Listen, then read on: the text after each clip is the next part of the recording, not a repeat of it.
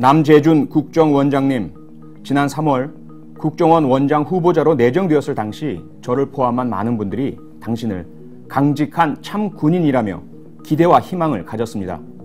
취임 3개월이 지난 후 당신이 우리에게 돌려준 것은 그러나 배신의 핵폭탄이었습니다.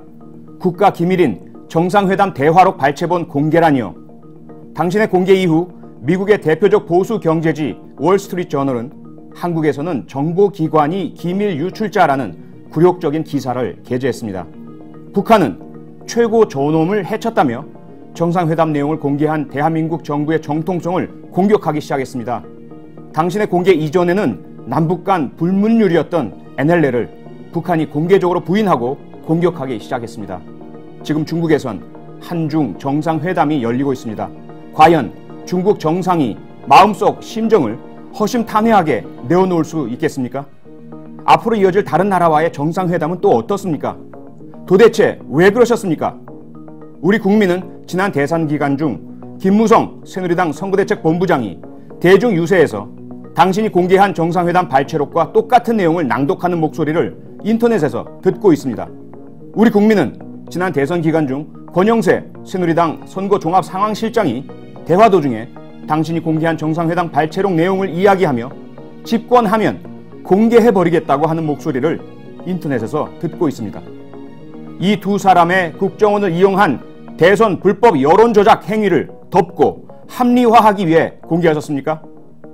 지금 국회에서는 국민의 요구로 열리게 된 국정원 사건 국정조사 준비가 한창입니다. 법원에서는 곧 같은 사건에 대한 재판이 열릴 예정입니다. 원세훈 전 원장에 의해 자행된 국정원의 조직적 불법 선거 개입 범죄에 대한 국회 국정조사와 재판에 영향을 미치기 위해 공개하셨습니까?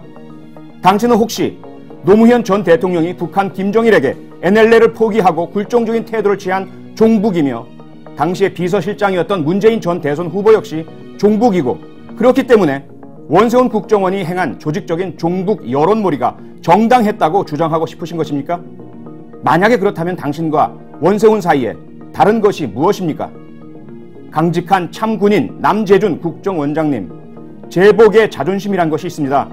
군, 경찰, 소방 같은 조직은 돈도 많이 벌지 못하고 사회적 지위도 높지 않지만 늘 위험과 스트레스에 시달리고 경직된 조직 문화 속에서 자유를 억압받으며 살지만 제복의 자존심, 그 명예로 먹고 삽니다.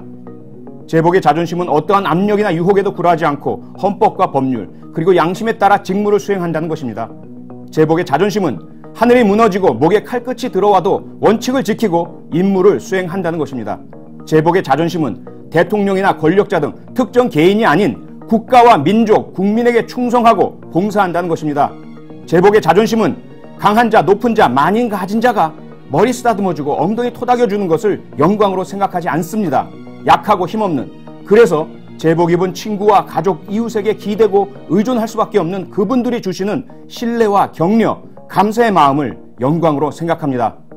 강직한 참군인 남재준 원장님, 경찰 제복의 자존심은 김용판 전 서울경찰청장이 쓰레기통에 버렸습니다. 그래서 발길에 치이고 짓밟히고 있습니다. 부디 군 제복의 자존심은 당신에 의해 버려지고 짓밟히지 않길 바랍니다.